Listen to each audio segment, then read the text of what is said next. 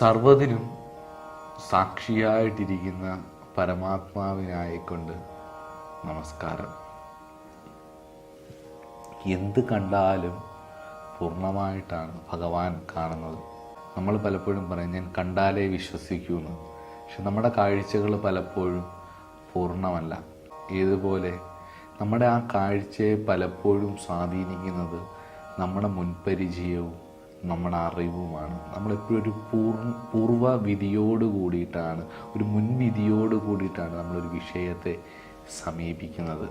ഇരുട്ടത്ത് കൂടി നമ്മളൊക്കെ നടന്നു പോകുമ്പം പാമ്പാണെന്ന് വിചാരിച്ച് കയറിനെ കണ്ട് പേടിക്കുന്നു. ആ പേടിക്കുന്ന സമയത്ത് നമ്മുടെ മനസ്സിൽ അത് പാമ്പാണെന്ന് തന്നെയാണ് സങ്കല്പം.